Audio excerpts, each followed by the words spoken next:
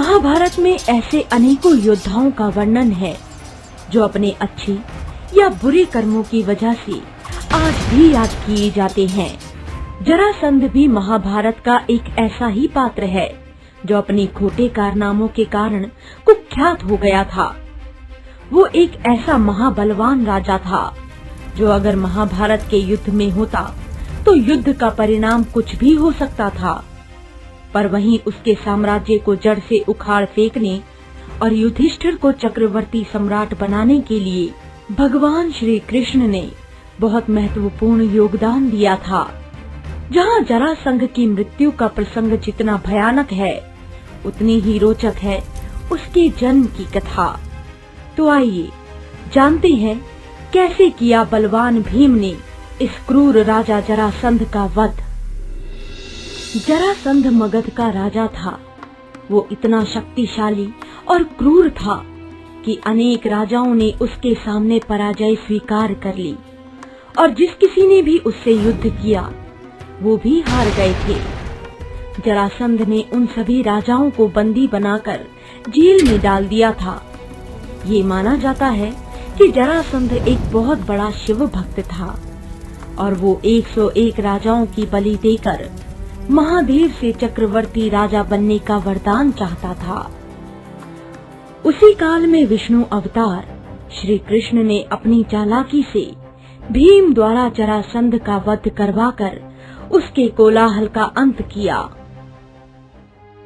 जरासंध कृष्ण के मामा कंस का ससुर था। साथ ही दोनों में घनिष्ठ मित्रता भी थी और दोनों की प्रवृत्तियों में काफी समानता थी। कंस का विवाह जरासंध की बेटियों अस्ति और प्राप्ति के साथ हुआ था। श्री कृष्ण द्वारा कंस के वध के बाद जरासंध को श्री कृष्ण से बहुत घृणा होने लगी थी, जिसके चलते उसने मथुरा पर 17 बार आक्रमण किया, पर हर बार उसे निराश ही लौटना पड़ा।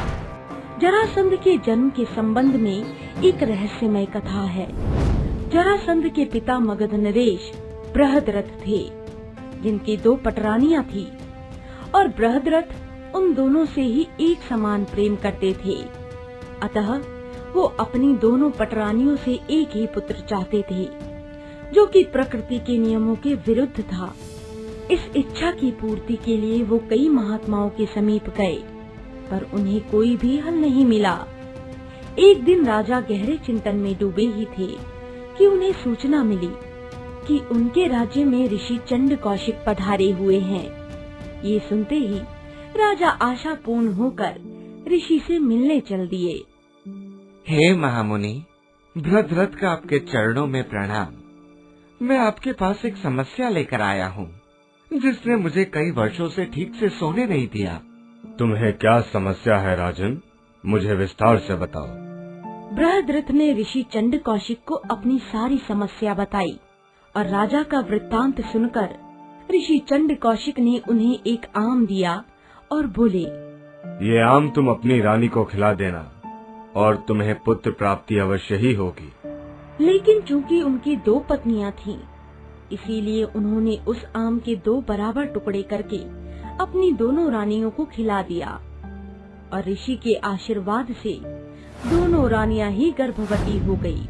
परंतु आधा आधा आम खाने की वजह से दोनों ने आधे आधे पुत्र को जन्म दिया, जिन्हें देखकर दोनों ही रानियां भय से कांप उठी और उन्होंने दोनों टुकड़ों को वन में फेंकवा दिया।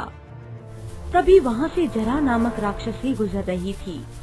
उसने मांस की उन दोनों लोथड़ों को देखा तो उसके मन में दया का भाव आ गया। ये क्या? ये किस निर्दयी ने इस बालक को यहाँ मरने के लिए छोड़ दिया है? इतना कहकर उसने दायां हिस्सा दाएं हाथ में और बायां हिस्सा बाएं हाथ में लिया और अपनी माया से दोनों टुकड़े जोड़ दिए और उस रट बालक को वहीं छोड़कर चली गई। तभी वहाँ से गुजरते सैनिकों ने ये सब देख लिया और उस बच्चे को राजा के पास ले गए। बच्चे को जीवित देख दोनों रानियों में ममता का भाव उतर आया।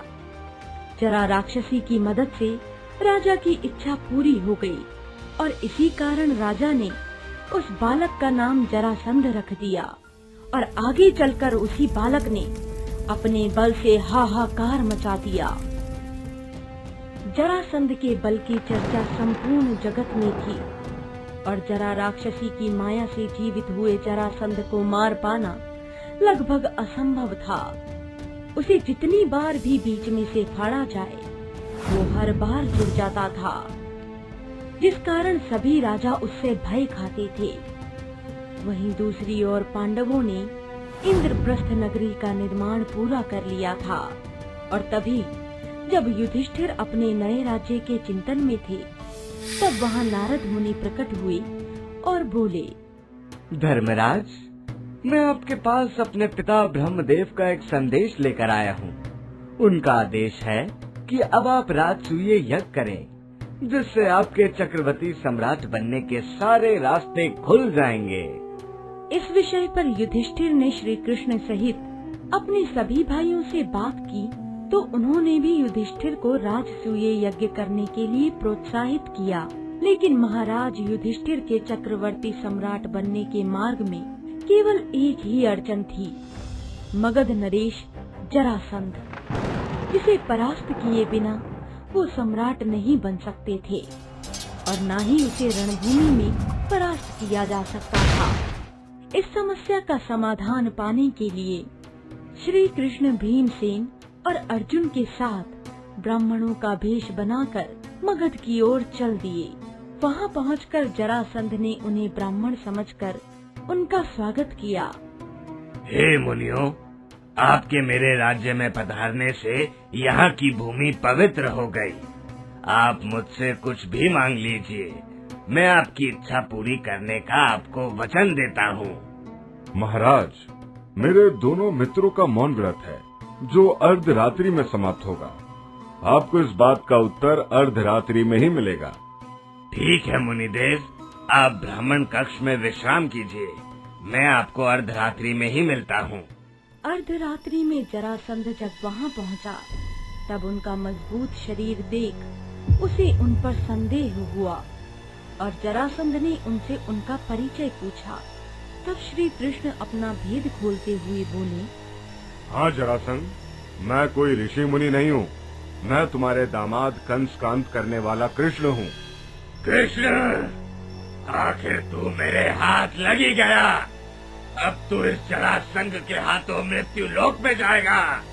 वही रुक जाओ जरासंध, क्या हमें सुबह दिया हुआ वचन तुम्हें याद नहीं? तुमने हमें कुछ भी देने का वचन दिया था, जिसके परिणाम स्वरूप तुम अपना राज्य युधिष्ठिर को सौंप दो।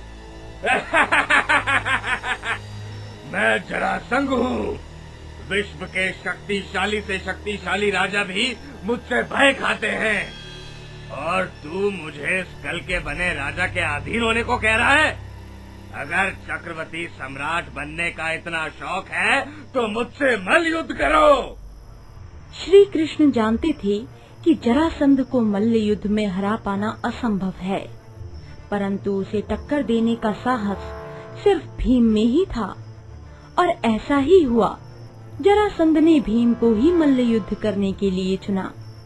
जरासंध को अपने बल पर इतना घमंड था कि उसने इतना भी नहीं सोचा कि पांडवों के पक्ष में स्वयं भगवान कृष्ण हैं। श्री कृष्ण की खरी खोटी बातें सुनने के बाद जरासंध को क्रोध आ गया और अगले दिन उसने भीम के साथ मल्ल युद्ध किया। ये युद्ध लगभग 28 दिनों तक चलता रहा, लेकिन जितनी बार भी भीमसेन उसके 2 टुकड़े करते वो फिर से जुड़ जाता और इस बात से भीम का क्रोध बढ़ता ही जा रहा था। तब श्री कृष्ण ने एक चाल चली और एक घास के तिनके को उठाकर उसके 2 हिस्से करके दोनों हिस्सों को विपरीत दिशाओं में फेंक दिया। इस इशारे को भीमसेन समझ गए और अपने सारे बल का प्रयोग करते हुए उसने जरासंध को फिर से 2 हिस्सों में फाड़ दिया और दोनों हिस्सों को विपरीत दिशाओं में फेंक दिया, जिससे वो वापस जुड़ नहीं पाया।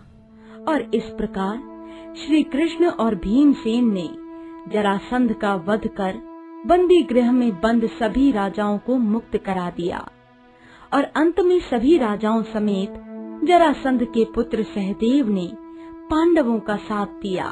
जिससे पांडवों का राज्य और भी बढ़ गया। तो मित्रों, ये थी संपूर्ण कहानी। आखिर कैसे भगवान कृष्ण ने भीम की सहायता से जरासंध का अंत किया, जो अगर महाभारत के युद्ध में होता तो युद्ध का परिणाम कुछ भी हो सकता था। आपको ये वीडियो कैसी लगी, आप हमें कमेंट सेक्शन में लिखकर जरूर बताइए। और अगर आपने हमारे चैनल को अभी तक सब्सक्राइब नहीं किया है तो अभी कीजिए और बेल आइकन को दबाना मत भूलिएगा। ओम नमः शिवाय।